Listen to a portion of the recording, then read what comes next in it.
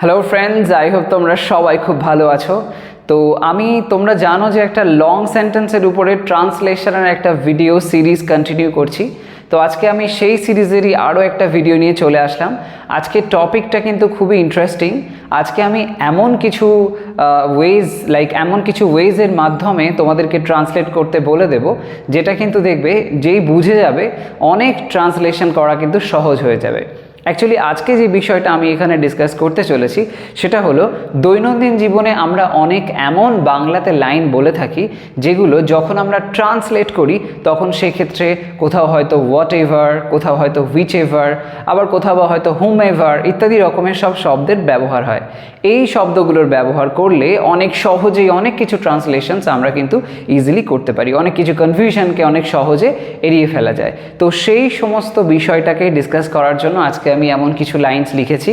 এই লাইনসগুলোকে আমরা যত ট্রান্সলেট করব তত বুঝতে পারবে যে কিভাবে আমরা এই which ever, what ever, hmm ever এগুলোর ব্যবহার করছি এবং ঠিক কেমনভাবে এগুলো অ্যাপ্লাই হচ্ছে। লাইক কোথাও হয়তো দেখতে পাওয়া যাবে যে একটা লাইনে হয়তো একটাই এরম ধরনের শব্দ ব্যবহার হলো, আবার কোথাও দেখা যাবে একটা লাইনে হয়তো দুটো বা তিনটে এমন ধরনের শব্দ ব্যবহার হচ্ছে। সেগুলো ঠিক কিভাবে অ্যাডজাস্ট হতে পারে সেটা বুঝে নেওয়া ভীষণ দরকার যদি তোমরা লাইনসগুলোকে ঠিকভাবে বানানোর চেষ্টা করো, ট্রান্সলেট ঠিকভাবে করার চেষ্টা করো এবং যদি ইংলিশে তোমাদের সেই উন্নতিটা আনার চেষ্টা করো, তাহলে এই বিষয়গুলোকে বুঝতেই হবে। তো দেখো, এখানে আমি যে প্রথম লাইনটা লিখেছি সেটাকে ট্রান্সলেট করার মধ্যে দিয়ে আমরা কি কি বিষয় বুঝতে পারছি।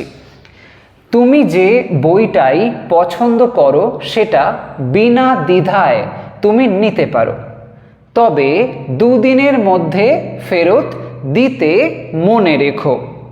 এখানে বেশ কিছু বিষয় এটার মধ্যে কিন্তু রয়েছে। কি কি বলা হচ্ছে আমরা প্রত্যেকটা অংশ এখান থেকে ফাইন্ড আউট করে নিই যে কটা পার্টে এই বড় লাইনটাকে আমরা ভাঙতে পারি, এই লং সেন্টেন্সটাকে আমরা কটা অংশে ডিভাইড করতে পারি।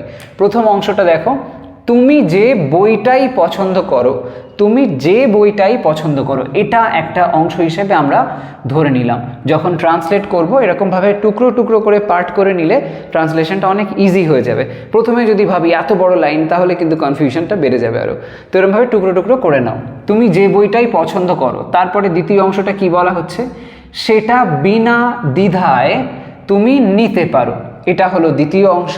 তারপর তবে দুদিনের মধ্যে ফেরত দিতে মনে রেখো, এইটা হলো আরেকটা অংশ। এরকমভাবে তিনটে অংশে আমরা এটাকে ভেঙে নিলাম। এবার এই প্রথম অংশটা দেখো ট্রান্সলেশনটা আমরা কিভাবে করতে পারি। প্রথমে কি বলা হচ্ছে, তুমি যে বইটাই পছন্দ করো। এখানে এই যে সেন্সটা আছে দেখো, বলা হয়েছে করো, তার মানে করি, করো, খাই, খায়, এই জাতীয় সেন্স আসছে। এমন ধরনের যখন অর্থ থাকবে তখন জানবে সিম্পল প্রেজেন্ট টেন্স বা প্রেজেন্ট ইনডেফিনাইট টেন্সের ব্যবহার হবে। তার মানে সাবজেক্ট বসার পরে মেইন ভার্বের ফার্স্ট ফর্মটা বসবে। ওকে, এটা হচ্ছে রুল। এবার এখানে দেখো প্রথম যে অংশটা যে বলা হচ্ছে, তুমি যে বইটাই, এই যে বইটাই, যে খাতাটাই, যে পেনটাই, এমন ধরনের কথা যেই বলবে তখন সেক্ষেত্রে হুইচ এভারের ব্যবহার করে এটাকে বলা যেতে পারে। তাহলে এটা কেমনভাবে বলতে হবে দেখে নাও। এক্ষেত্রে আমরা এটা এরকমভাবে বলতে পারি, whichever কি বইটাই, বুক, whichever বুক, প্রথমে এরকমভাবে লিখে দিলাম। ওকে, এবার কি whichever বুক, তুমি যে বইটাই কি না পছন্দ করো, whichever বুক you like, তো এটা ইউ লাইক হলো, তার মানে এটা হচ্ছে সিম্পল প্রেজেন্ট টেন্স হলো। সাবজেক্ট আছে, তারপরে V first, like, you like, whichever book you like, প্রথম অংশটা হয়ে গেল। দ্বিতীয় অংশটা সেখানে কি বলা হয়েছে, সেটা বিনা দ্বিধায় তুমি নিতে পারো, সেটা বিনা দ্বিধায় তুমি নিতে পারো। এবার এখানে যদি আমরা যে সাবজেক্ট তার অ্যাক্টিভিটিটাকে বোঝার চেষ্টা করি, সেটা তাহলে কি, সেটা হচ্ছে তুমি, এখানে সাবজেক্ট আছে দ্বিতীয় অংশে, সে কি করবে না, সে নিতে পারে, এরকম একটা সেন্স বলা হচ্ছে, তুমি নিতে পারো। তো ওই অংশটা আমরা লিখে নিতে পারি আগে, তুমি নিতে পারো, তারপরে আমরা বিনা দ্বিধায় এই কথাটা বলতে পারি। তো সেরকম সেন্সে whichever book you like, comma দাও একটা, তারপরে তুমি নিতে পারো, নিতে পারো বলা হয়েছে, তার মানে একটা এমনভাবে বলা হচ্ছে যে অনুমতি দেওয়া হচ্ছে। যখন এরকম অনুমতি দিয়ে কাউকে বলা হয় তুমি এটা করতে পারো, তার মানে জানবে তাকে ওই মে দিয়ে বলা হচ্ছে। তো সেরকম সেন্সে মে অর্থাৎ যেটা কিনা হলো একটা মোডাল অক্সিলারি, এরকম সেন্সে মেয়ের ব্যবহার করা হয়ে থাকে। তো সেই অর্থে ইউ মে টেক, তুমি নিতে পারো, you may take whichever book you like, you may take it, তুমি সেটা নিতে পারো। এবার কি বলা হয়েছে, বিনা দ্বিধায়, বিনা দ্বিধায় সেন্সে উইদাউট মানে হচ্ছে বিনা, উইদাউট। এবার দ্বিধায় সেন্সে অনেকভাবে বলা যায়, হেজিটেশন বলতে পারো, without any hesitation, without any hesitation. Okay, whichever book you like, you may take it without any hesitation. তো এই দ্বিতীয় অংশটা হয়ে গেল, সেটা বিনা দ্বিধায় তুমি নিতে পারো হলো। এবার কি, তবে দুদিনের মধ্যে ফেরত দিতে মনে রেখো, দুদিনের মধ্যে ফেরত দিতে মনে রেখো। যদি আমরা এবার শেষের অংশটা দেখি, দেখো যেভাবে বলা হচ্ছে মনে হচ্ছে যেন একটা ইনস্ট্রাকশন দেওয়া হয়েছে, এটা করো এরকমভাবে একটা বলা হয়েছে। তো এখানে দেখো বলা হচ্ছে মনে রেখো, তার মানে ইনস্ট্রাকশনটা শুরু হয়েছে রিমেম্বার দিয়ে। যখন আমরা এরকম করে ইনস্ট্রাকশন দিই সেটা হয় ইম্প্যারেটিভ সেন্টেন্স, তার মানে সেখানে সাবজেক্টের দরকার হয় না, ভার্ব দিয়েই সেন্টেন্সটা শুরু করতে হয়। তো সেইভাবে আমরা এটা করব। তবে সেন্সে আমরা এখানে বাটের ব্যবহার করব। বাট দুদিনের মধ্যে ফেরত দিতে মনে রেখো, বাট রিমেম্বার মনে রেখো, রিমেম্বার কি মনে রেখো, দুদিনের মধ্যে ফেরত দিতে, ফেরত দিতে মানে রিটার্ন করতে। তো এই সেন্সে দিতে জাতীয় সেন্স যেহেতু আছে, তোমাদেরকে আমি আগেও বলেছি যখন এমন তে বিভক্তি আসে আমরা সেখানে ইনফিনিটিভের ব্যবহার করে থাকি। তো সেই সেন্সে ইনফিনিটিভ কিভাবে হয়, টু প্লাস ভি ফার্স্ট হয়, তো সেটাই আমরা এখানে ব্যবহার করব। রিমেম্বার টু, টু কি ফেরত, তার মানে রিটার্ন। রিমেম্বার টু রিটার্ন কি ফেরত দিতে, এটা ফেরত দিতে এরকম বলে দিতে পারি আমরা, রিমেম্বার টু রিটার্ন ইট দুদিনের মধ্যে, উইদিন 2 days, উইদিন 2 days। হলো, আর কিছু আছে না, সব কমপ্লিট। এবার দেখো মিলিয়ে নেওয়া যাক প্রত্যেকটা অংশ ঠিকভাবে হয়েছে কিনা। তুমি যে বইটাই পছন্দ করো, whichever book you like, সেটা বিনা দ্বিধায় তুমি নিতে পারো। You may take it without any hesitation. তারপর কি বলা হচ্ছে, তবে দুদিনের মধ্যে ফেরত দিতে মনে রেখো। তার মানে আমরা এই লাইনটা যখন লিখছি এরকমভাবে লিখছি, তবে মনে রেখো দুদিনের মধ্যে ফেরত দিতে, এরকম একটা সেন্স আসছে। তো তবে সেন্সে বাট, মনে রেখো সেন্সে রিমেম্বার, ফেরত দিতে সেন্সে to return, to return it এটা ফেরত দিতে, এরকম লিখেছি। Remember to return it within 2 days। Okay, এরকমভাবে দুদিনের মধ্যে এটাকে ফেরত দিতে মনে রেখো। এবার পরের লাইনটা দেখো কি বলা হচ্ছে, যখনই তুই কিছু লিখতে শুরু করিস তুই প্রদত্ত শব্দসীমা ভুলে যাস এবং শব্দ লেখা চালিয়ে যাস। এটা হয় অনেকের ক্ষেত্রেই হয়, দেখবে যখন লেখালেখি আমরা কিছু স্টার্ট করি, আমার ক্ষেত্রেও অনেক হয়, যদি সেটা ভালো করে লিখতে যাই তখন আর এই ওয়ার্ড লিমিটের কথাটা মাথায় থাকে না। তো সেরকম সেন্সে এরকম তো আর এক্সামে হলে হবে না, তাহলে একটা লেখা লিখতেই অনেক টাইমটা চলে যাবে। তো সেরকম সেন্সে এটাকে বলা হয়েছে। তো এটার মধ্যেও দেখে নেওয়া যাক কটা অংশে আমরা এটাকে ভাঙতে পারি। প্রথমে কি বলা হচ্ছে, যখনই তুই কিছু লিখতে শুরু করিস, তো এটা হলো প্রথম অংশটা, যখনই তুই কিছু লিখতে শুরু করিস, ফার্স্ট পার্ট এটা ধরে নিলাম। তারপর তুই প্রদত্ত শব্দসীমা ভুলে যাস, এটা হলো দ্বিতীয় অংশ, তুই প্রদত্ত শব্দসীমা ভুলে যাস হলো। তারপরে তৃতীয় অংশ কোনটা, এবং শব্দ লেখা চালিয়ে যাস, এই এবং থেকে বাকিটা হলো তৃতীয় অংশ, এবং শব্দ লেখা চালিয়ে যাস। তাহলে প্রথম যে অংশটা এটা একটু খেয়াল করো, দেখো বলা হচ্ছে যখনই, যখন বলা হয়নি। যদি যখন হতো তাহলে আমরা ওয়েন নিয়ে ভাবতে পারতাম, কিন্তু যেহেতু যখনই বলেছে তো সেই সেন্সে আমরা ব্যবহার করব whenever. Okay, whenever, when plus ever. তো আমরা এটা ওয়েন এভার দিয়ে শুরু করব। চলো লেখা যাক, তারপরে টেন্সে দেখছি কি আছে। ওয়েন এভার লিখলাম, যখনই। এবার কি, তুই কিছু লিখতে শুরু করিস, এবার এটা এমনভাবে বলা হচ্ছে যে এটা যেন সবসময়ই হয়। তো এখানেও দেখতে পাচ্ছি আমরা সিম্পল প্রেজেন্ট টেন্স বা প্রেজেন্ট ইনডেফিনাইট টেন্সের ব্যবহার হয়েছে। তো আগে ঠিক যেরকম করলাম, সাবজেক্টের পরে ভার্বের ফার্স্ট ফর্ম বসালাম, সেই অর্ডারে এটাও করব। তো সেই সেন্সে তুই কিছু লিখতে শুরু করিস, তুই মানে হচ্ছে ইউ, তো ইউ হলো এখানে সাবজেক্ট। whenever you কিছু লিখতে শুরু করিস, শুরু করা সেন্সে স্টার্ট। whenever you start কি লেখা, লেখা যেই শুরু করে তার মানে start writing. whenever you start writing কি কিছু মানে something. whenever you start writing something,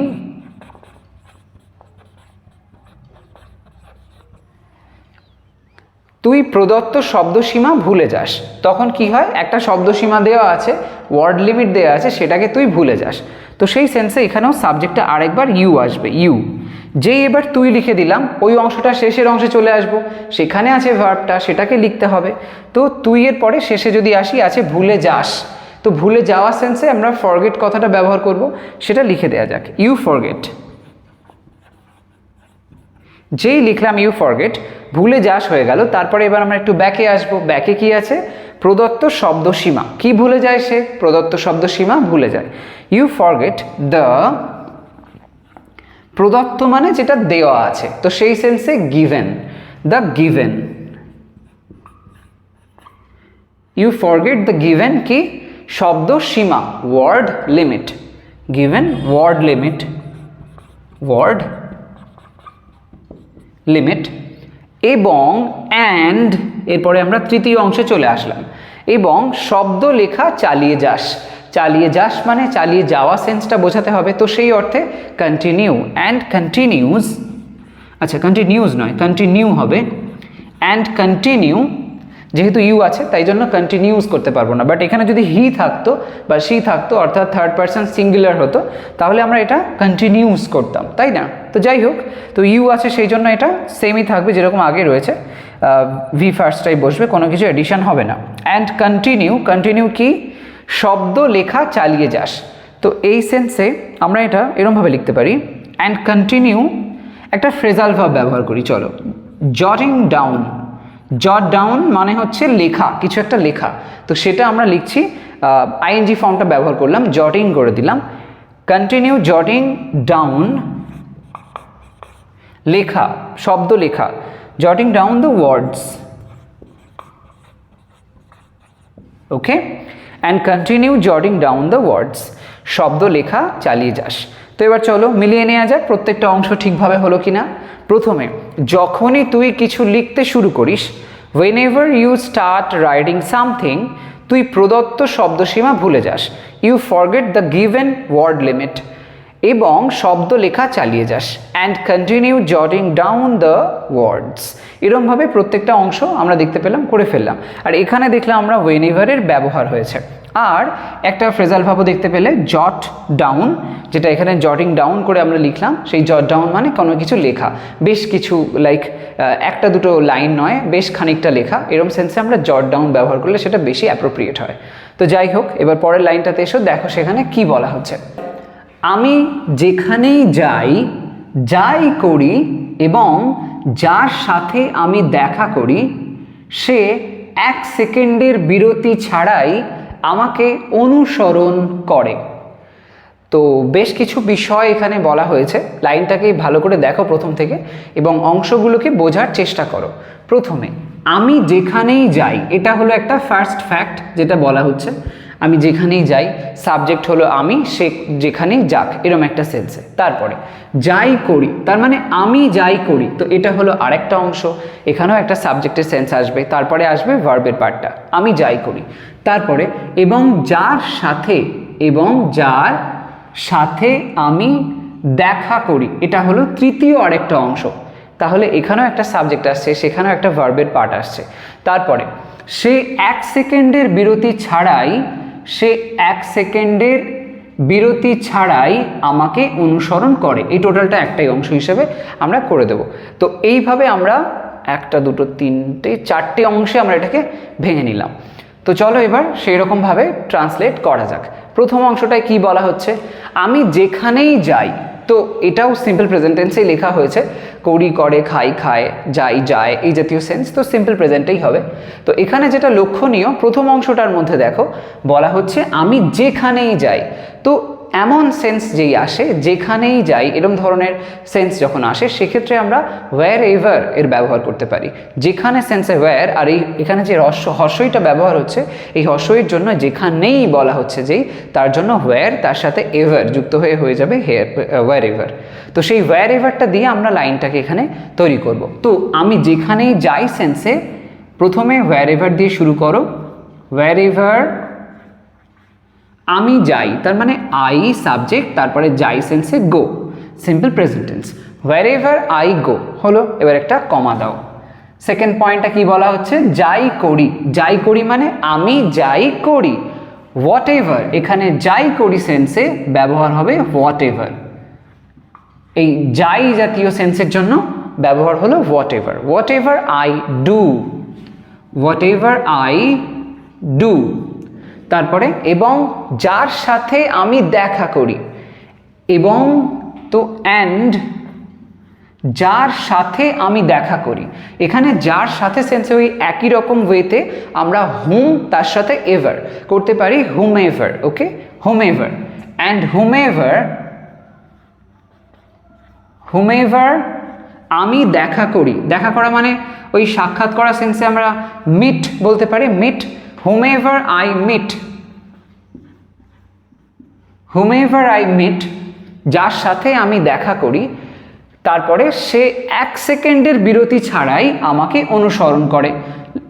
fourth যে সেকশনটা, সে 1 সেকেন্ডের বিরতি ছাড়াই, এই যে অংশটা, সে 1 সেকেন্ডের বিরতি ছাড়াই, এটা আমরা পরে লিখব। প্রথমে আমরা এখানে এই যে সাবজেক্টটা, এখানে তো অন্য একজন সাবজেক্ট আসছে, এতক্ষণ পর্যন্ত আই করে হয়েছে, বাট এখানে এসছে সে। তো এই সে যে কাজটা করে সেটা আমরা আগে লিখে নেব। সে কি কাজ করে, সে অনুসরণ করে, সে আমাকে অনুসরণ করে, এটা আমরা আগে লিখে নেব। তারপরে যে বাড়তি অংশটা সেটা আমরা তখন লিখব।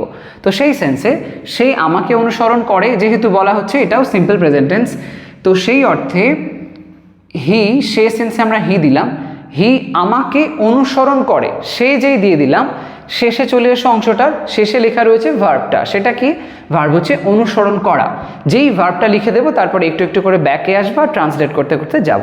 তো সেই জন্য সেই অর্থে যে হি লিখলাম, অনুসরণ করে মানে ফলো করে, তো ফলো তার সাথে একটা এস যোগ হবে। কেন, কারণ যখন আমি একটু আগে কন্টিনিউ শব্দটা লিখেছিলাম তখন বলছিলাম যদি সাবজেক্টটা থার্ড পারসন এবং সিঙ্গুলার নাম্বার হয়, তাহলে সেক্ষেত্রে আমরা মেইন ভার্বের ফার্স্ট ফর্মের সাথে এস বা ইএস যোগ করি, যেটা কিনা হলো সিম্পল প্রেজেন্ট টেন্স বা প্রেজেন্ট ইনডেফিনাইট টেন্সের রুল।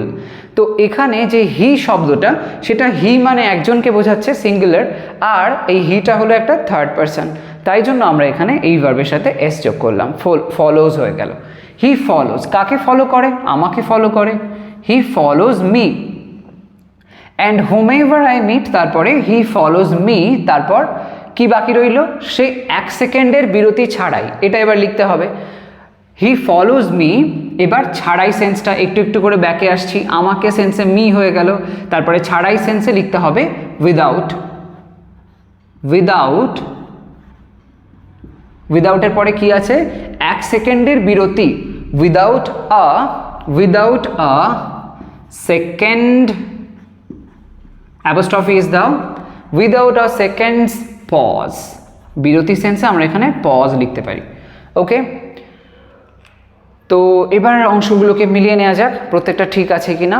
আমি যেখানেই যাই, wherever I go, যাই করি মানে আমি যাই করি এরকম সেন্সে whatever I do, এবং যার সাথে আমি দেখা করি, অ্যান্ড whomever I meet, সে 1 সেকেন্ডের বিরতি ছাড়াই আমাকে অনুসরণ করে। তো প্রথমে লিখলাম সে আমাকে অনুসরণ করে, সেই সেন্সে হি ফলোজ মি, এবার 1 সেকেন্ডের বিরতি ছাড়াই এরকম সেন্সে উইদাউট আ সেকেন্ডস পজ, এরকমভাবে। ওকে, তো এইভাবে আমরা প্রত্যেকটা অংশ করে ফেলতে পারলাম, এবং এখানে দেখলাম একসাথে 3টে এই জাতীয় শব্দের ব্যবহার হলো, যেখানে wherever, whatever এবং whomever চলে আসলো। ওকে, এবার চলো নেক্সট লাইনটাতে এসো, দেখো সেখানে কি বলা হচ্ছে। পরীক্ষা যতই কঠিন হয় না কেন তোর উদ্বিগ্ন হওয়া উচিত না, কারণ এতে সফল হওয়ার ক্ষমতা একমাত্র তোরই আছে। লাইনটা বেশ একটা ইন্সপায়ার করার জন্য এরকম ধরনের একটা লাইন। তো এখানে আমরা দেখতে পাই যে বিষয়গুলো একটু দেখে নেওয়া যাক যে কটা অংশ রয়েছে এবং কি কি ফ্যাক্ট তাহলে বলা হচ্ছে, আরেকবার ভালোভাবে বুঝে নেওয়া যাক। পরীক্ষা যতই কঠিন হয় না কেন, প্রথমে এই অংশটা বলা হয়েছে, পরীক্ষা যতই কঠিন হয় না কেন, এরকম সেন্সে এটাকে প্রথম অংশটাকে আমরা এখানে ভাগ করে নিলাম। এইটা প্রথমে করব ট্রান্সলেশনটা। দ্বিতীয় অংশটা কি আসছে, তোর উদ্বিগ্ন হওয়া উচিত না, এই অংশটা তোর উদ্বিগ্ন হওয়া উচিত না, এই অংশটা আমরা ট্রান্সলেট করব। এরপর কারণ এতে সফল হওয়ার ক্ষমতা একমাত্র তোরই আছে, এই অংশটাও কিন্তু এটা আরেকটা পার্ট হয়ে যাচ্ছে, এই টোটালটাই একটাই অংশ রাখতে পারি।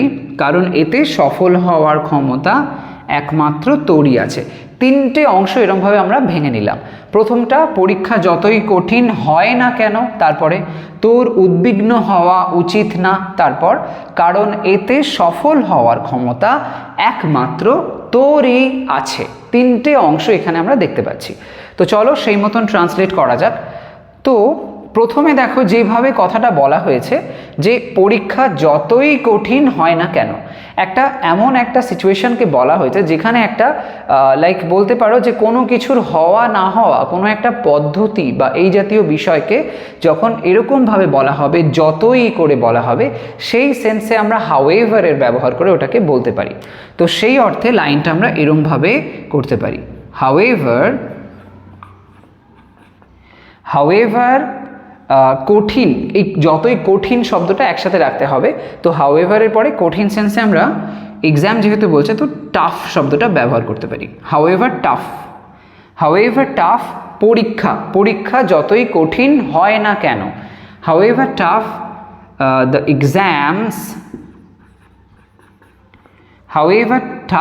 এক্সামস, বা যদি একটা এক্সাম হয় তাহলে শুধু এক্সাম লিখলে হবে, একটা এক্সাম সেন্সে, এক্সামস হলে অনেকগুলো এক্সাম হয়ে যাচ্ছে।